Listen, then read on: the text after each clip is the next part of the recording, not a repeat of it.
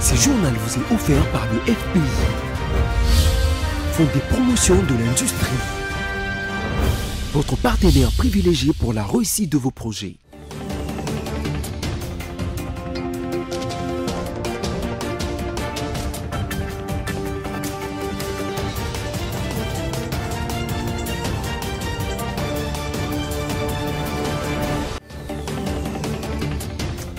Nous sommes ensemble sur BSC Télévision. Mesdames et messieurs, bienvenue dans cette nouvelle session d'information. Voici les sommaires.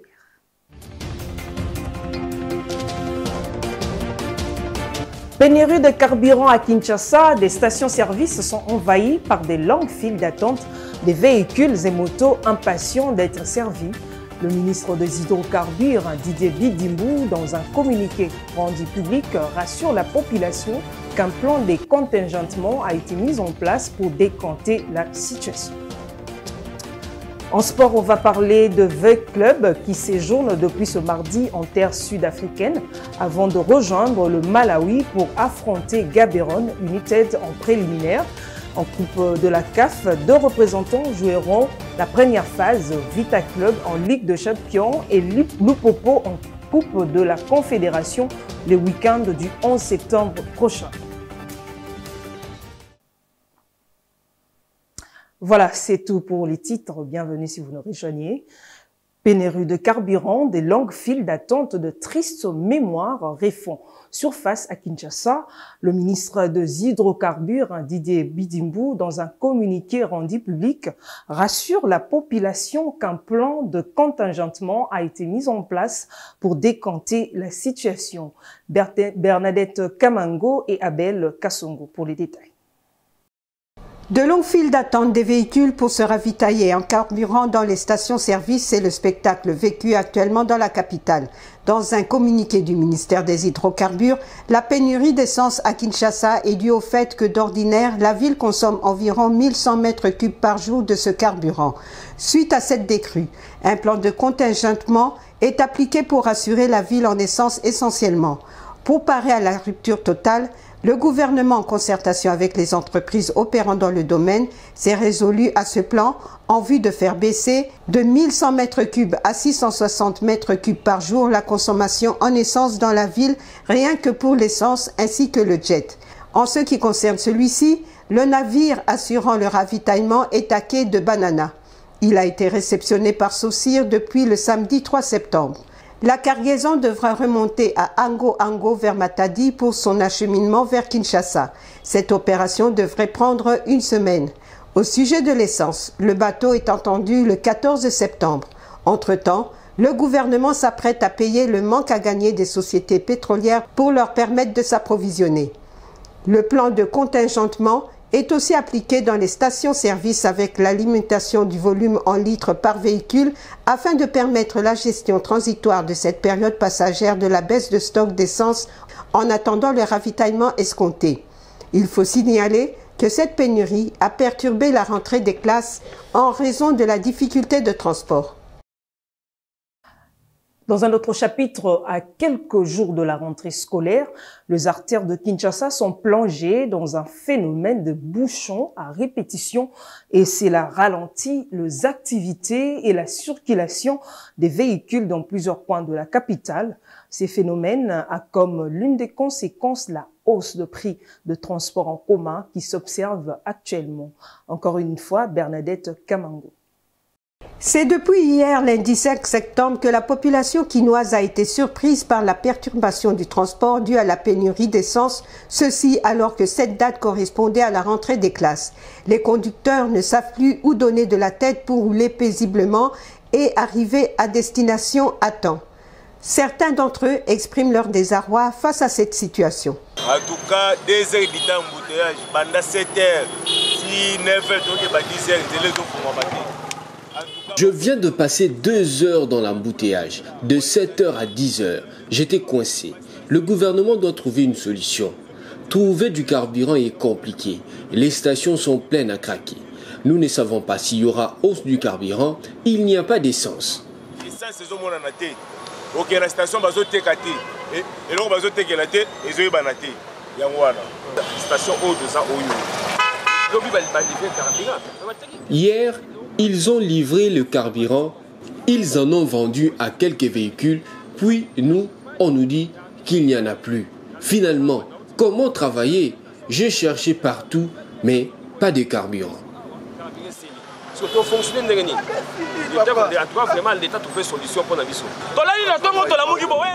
C'est énervant. On passe la nuit à la station. Ils livrent aux clients qui ont des sous. La livraison se passe sous COP. Et nous, les taxis, les motos, nous, les petits gens, sommes négligés. Entre-temps, le gouvernement congolais appelle les Kinois au calme à travers un communiqué du ministère des Hydrocarbures. Il les rassure du contrôle de la situation pour un retour à la normale. Direction la chambre basse du Parlement, l'honorable Christophe Mbosso Kodia, président de cette institution, est arrivé à Bruxelles ce mardi 6 septembre 2022 pour une mission officielle d'un jour. Son programme prévoit la signature du protocole de coopération entre le Parlement du Royaume de Belgique et les parlements de la RDC. Après Kwamuntu, une délégation gouvernementale s'est rendue le week-end dernier à Kenge, dans la province du Kwango. Cette descente s'inscrit dans les soucis de ramener la paix sociale dans un conflit intercommunautaire entre Teke et Yaka par la voie d'un dialogue. Suivez. Ramener la paix sociale entre les Teke et les Yaka, sensibiliser le chef coutumier, les leaders religieux, les membres du Conseil provincial de sécurité, c'est l'objectif de la descente de la délégation gouvernementale à Kenge, conduite par les ministres de l'Intérieur Daniel Asselo, dont les ministres des Droits humains et de la Justice ont fait partie de cette délégation. Selon le ministre des Droits humains, Maître Albert Fabrice Pouela, leur présence à Kenge est de trouver des voies et moyens d'une solution pacifique. Nous savons que ce qui se passe au niveau de Kwamuntu, c'est assez invraisemblable et inadmissible. Les gens perdent la vie, les gens sont obligés de quitter leur lieu alors qu'il est reconnu à tout Congolais le droit de résider où il juge opportun de le faire. Et demain, privé même du droit pour les enfants d'aller à l'école parce que ne pouvant plus être là où on habite, ce sont des cas graves de violation des droits humains. Et le chef de l'État, le gouvernement Samalukonde que nous représentons à travers les droits humains ne peuvent pas l'accepter justement. C'est pourquoi nous tenons à ce que la paix revienne au niveau de Kwamuntu et dans l'ensemble du Bandundu, parce que ce conflit de Teke et Yaka, même s'il est localisé dans les territoires de Kwamuntu, met au fait en danger également la province du Kwilu. Il s'y est dénoté que la prochaine rencontre réunira les Teke et les Yaka sur un territoire neutre en vue de réconcilier les deux communautés. Dans le même registre, le notable du territoire de Kenge, dans la province du Congo, ont réagi au sujet du conflit entre les deux communautés, Teke et Yaka. Selon eux, la deuxième descente de la délégation gouvernementale à Kenge doit déboucher à une solution immédiate tout en mettant en place de stratégies pour que la paix soit rétablie dans ces coins, ainsi de l'apport de l'Église pour promouvoir la paix et la réconciliation. Ils sont au micro de Laetitia Ouwamba. Et tant que nous sommes, je dirais que ce sont nos frères, tous soudés, très longtemps que depuis la République a été, de pareilles histoires n'ont jamais été. C'est comme ça qu'on demandait dans quelle méthode ou soit quelles sont les stratégies que nous allons mener pour neutraliser d'abord, conscientiser la population et ceux qui sont en forêt maintenant, qu'ils puissent monter au village. C'est ce qu'il nous a demandé et c'est pour ça qu'il est venu d'abord. Parce qu'auparavant, il était là. Il était à Kwamuntu, il n'a vu que seulement les Teke, il n'a pas vu les Yaka. Alors, c'est pour cela qu'il s'est demandé, or, il y a deux personnes qui se battaient, les Yaka et les Teke.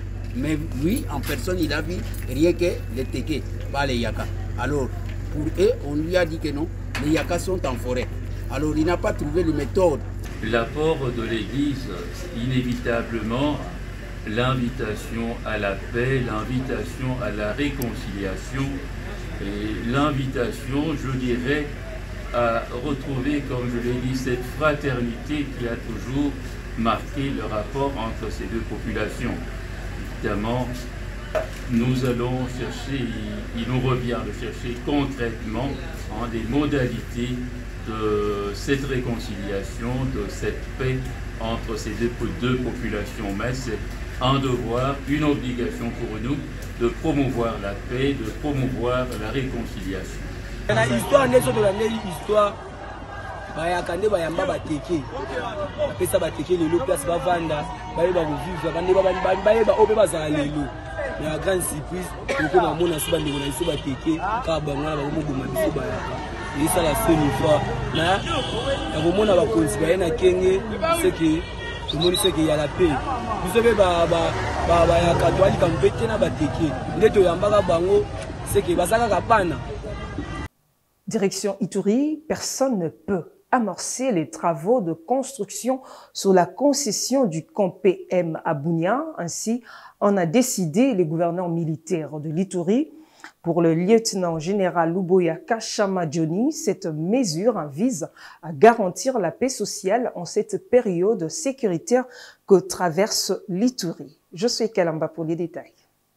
Dans le cadre de l'aménagement du camp PM, situé non loin de la prison centrale de Bunia, le ministre de l'Urbanisme et Habitat a décidé la délocalisation des occupants de cet espace qui sont en majorité des familles des policiers, explique Justin Bitangalo, chef de division de l'habitat en Ituri. Nous avons reçu une série des arrêtés provenant de son Excellence Monsieur le ministre national de l'Urbanisme et Habitat portant plan d'aménagement de l'emprise du camp PM pour construire les bureaux des divisions provinciales de la province de l'Ituri qui sont sans abri aujourd'hui.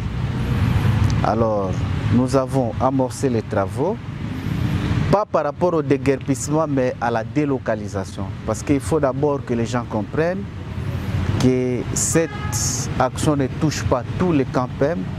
C'est l'emprise de 10 mètres au bord de la route où on va construire les bureaux de l'administration publique de la province de l'Ituri.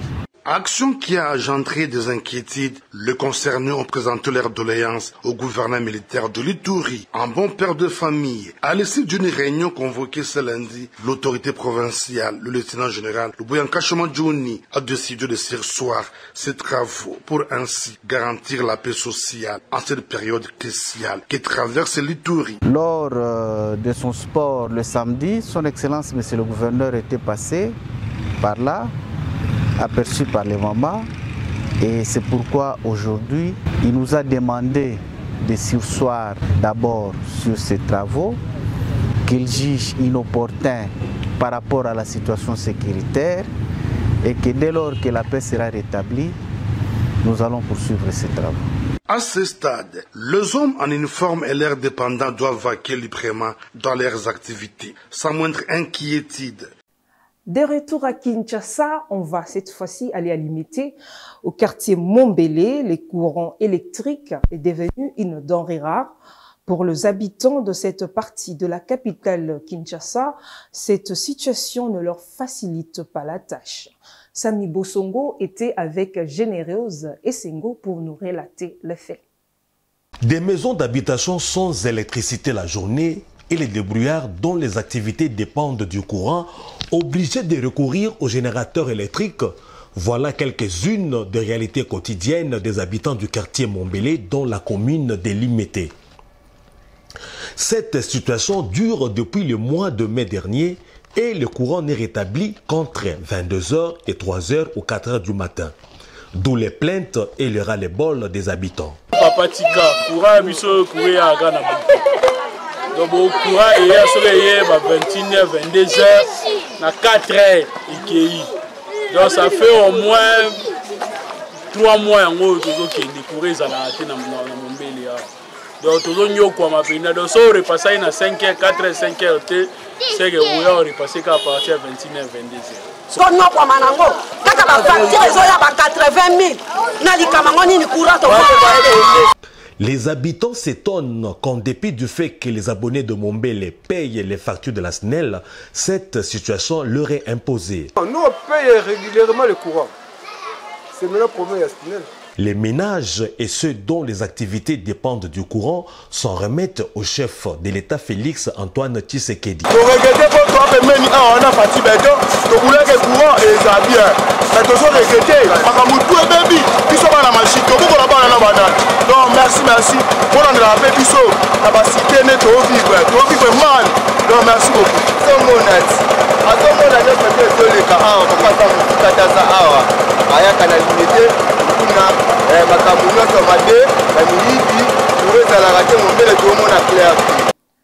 Place au sport à présent. Les États généraux finis place à la mise en panse de différentes résolutions découlant de ces assises. Les participants sont inanimés. L'applicabilité reste la seule attente de panélistes quant à Christopher Ouelembo, ancien international congolais.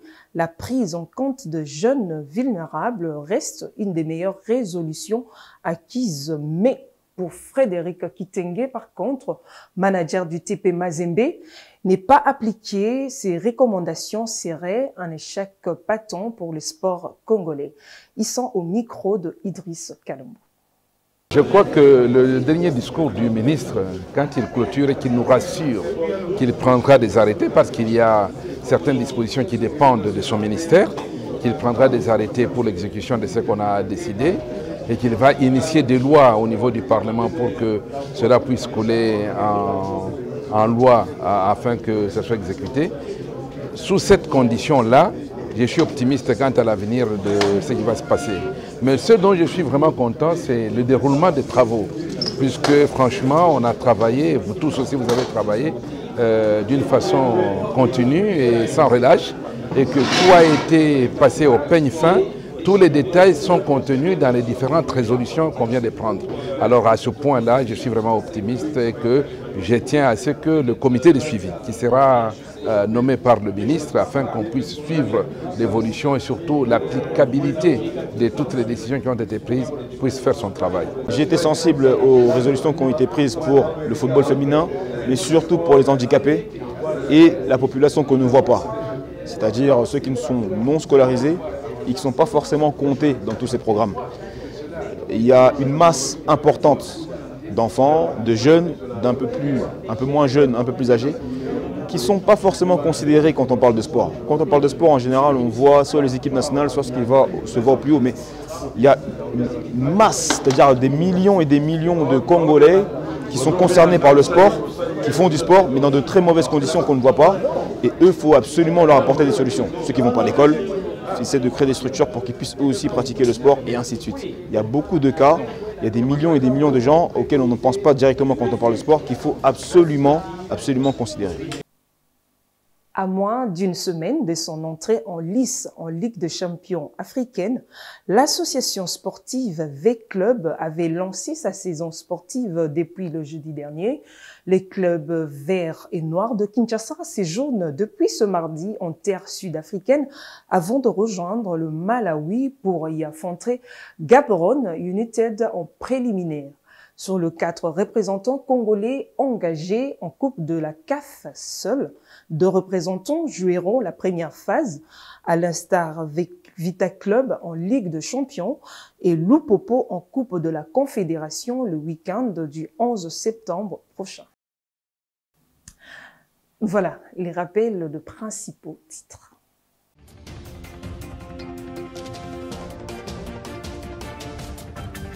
Pénurie de carburant à Kinshasa, des stations-service sont envahies par des longues files d'attente des véhicules et motos impatients d'être servis. Le ministre des Hydrocarbures, Didier Bidimou, dans un communiqué rendu public, rassure la population qu'un plan de contingentement a été mis en place pour décanter la situation.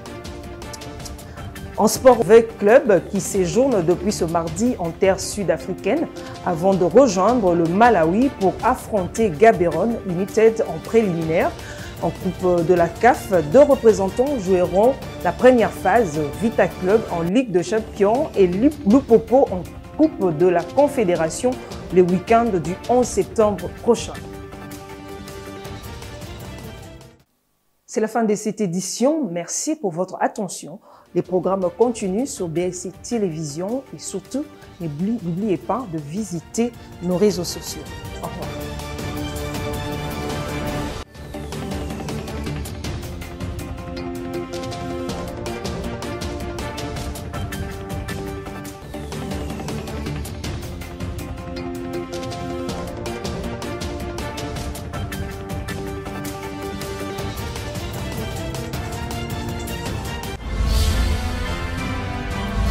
Ce journal vous a été offert par le FPI, Fonds des promotions de l'industrie, votre partenaire privilégié pour la réussite de vos projets.